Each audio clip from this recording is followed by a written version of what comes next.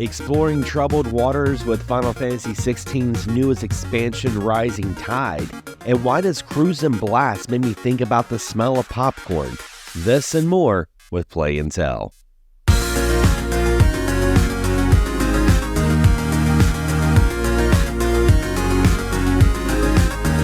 Hello everyone, and welcome back to another episode of Play and Tell. I'm your host, Xander Skullion, and this is a series where I talk about games I've been playing, leave little short impressions, mini reviews, and most importantly, when you walk away, you have something new to play. So recently I made a video reminiscing about 2004, my summer of gaming, and I've been really nostalgic and going back to the GameCube. And one of the games that I really wanted to revisit that I really enjoyed was Super Mario Sunshine. I've been playing it on the Super Mario 3D All-Stars. It's the physical release. I believe it's out of print now. I don't know how much it's worth anymore, but I've been playing it on the Nintendo Switch. I always felt like, Super Mario Sunshine was like the Super Mario 2, the 3D Marios. You had folks that either loved it or hated.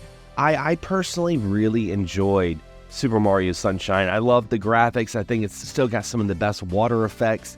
It feels like a summer game. And revisiting on the Nintendo Switch, I really recognized quickly the things that I loved about Mario Sunshine and the things that I think a lot of folks didn't like about the title. Because yes, it is very gimmicky with FLUDD, the little backpack, and using the water jetpack to go to certain obstacles can be pretty confusing. Mostly the worst aspect of Mario Sunshine is the camera. The camera is your enemy. And, I was playing it, I was really enjoying it. I was actually playing it with a GameCube controller because I have one of those Wii U adapters that you can hook up to the Switch. So I was playing it as legit as possible other than playing it on original hardware. And the camera angle is quite something to wrestle with, especially on the endurance levels. Like if I have to hear a cappella Super Mario theme one more time, I want to pull what rest of the hair I have on my head out.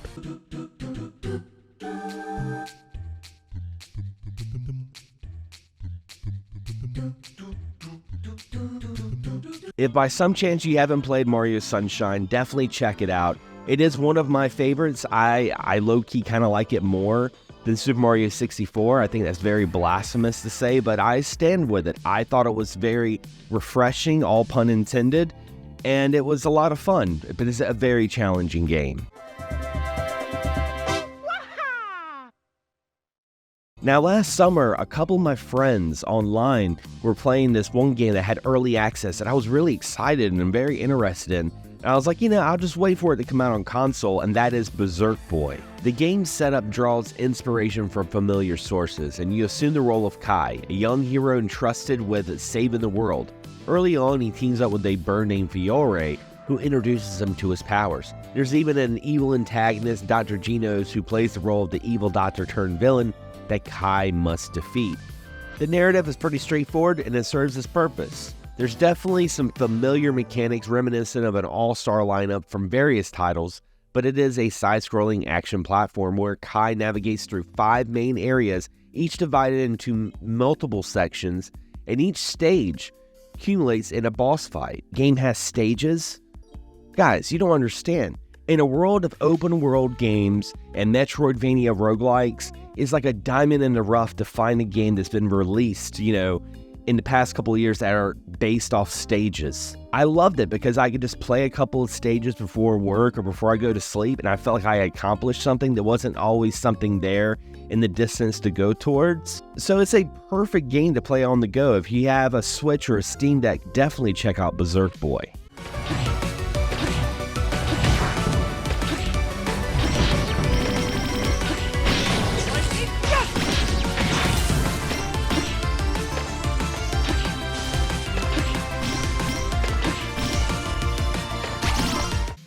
I just recently bought a physical copy of Cruis and Blast. This game's been out for a while. I know a lot of my friends have already gotten it and they really praised it, but I was always like, I don't feel like spending, $40 for it. Well, I found it on Amazon for $30, so I saved myself $10. Cruis and Blast excels with impressive speed, which obviously stands out as this notable feature. The game feels like a high-speed racing adventure where the event is akin to embracing a heat-seeking missile zooming through a water slide. The exhilarating pace makes the racing highly enjoyable. Though the chaotic nature can become a little overwhelming, The frequent somersaults and corkscrews of the cars, there's no advanced control skills necessary to perform these tricks. The complex maneuvers happen mostly by chance, and the stunts generally don't impact winning or losing, though a well-timed wheelie to flip over an opposing car can be pretty enjoyable. Cruis and Blast is surprisingly easy to pick up and play, and it took me a couple hours to even notice that there was a brake button. Even after discovering it, I never found a need to use it. The game is forgiving with track boundaries that bounce you back on the course without significant speed loss, and drifting is pretty straightforward, allowing for easy adjustments to navigate corners smoothly.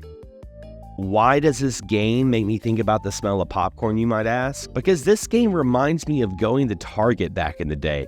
Like, guys, before the complete downfall of arcades, you still had moments that you could go to like Walmart or Target or any department store, and they'd always had that concession area where they would make, ices and popcorn, pretzels, and they had a little corner of like, various arcade machines, sometimes one or two, but 9 times out of 10, they always had like Area 51, some, deer hunting game, or a cruising racing game. And I just love the arcade racers. I don't mention them enough on the channel, but it's one of my favorites just to pick up and play. And, playing this reminded me about Sega, bringing back Crazy Taxi and really wanting a new Outrun. Like, come on, Sega, let's get a new Outrun. For $30 though, I can't recommend enough, especially if you're, an 80s, 90s person like me and loves those, arcade race endurance matches. Cruis and Blast is a blast to play.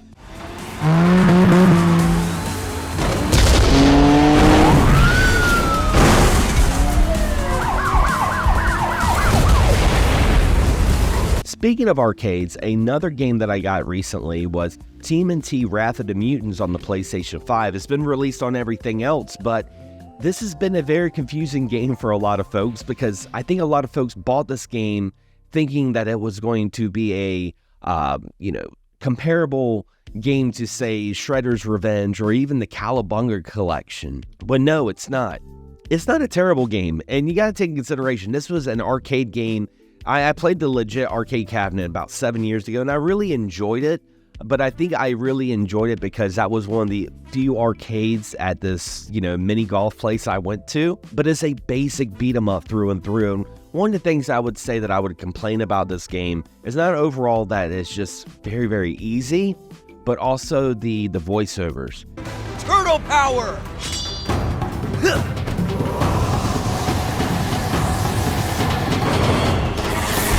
That's getting it done!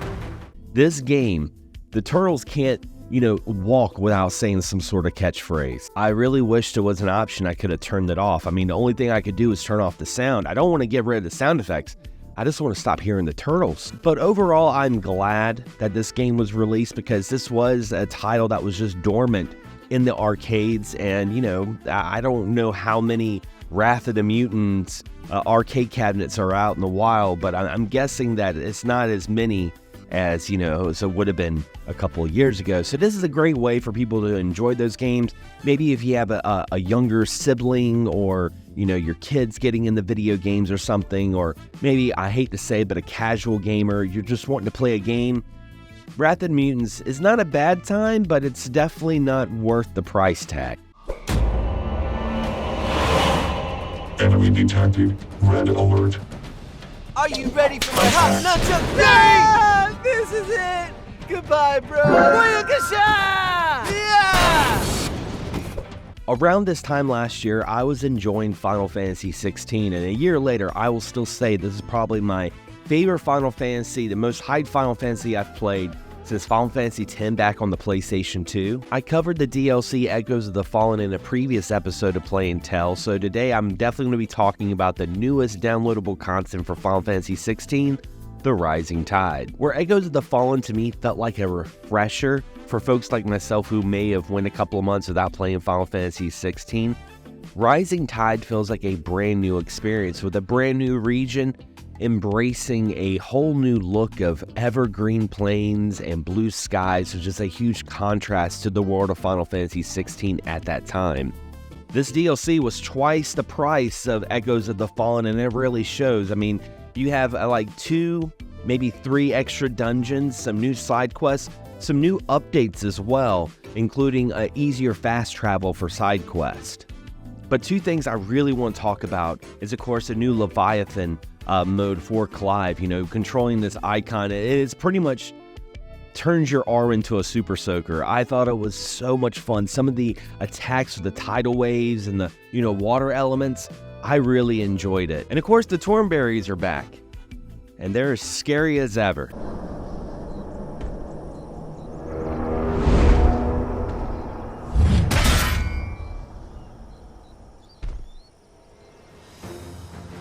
If you've previously played Echoes of the Fallen, I can say that you don't have to do anything special in order to unlock this DLC, other than just going to Clive's chambers. So it was nice buying the DLC and going straight into new content. I will say a word of advice though is definitely make sure you're level 50 at least, because that last fight with Leviathan was probably one of the hardest boss battles in Final Fantasy XVI.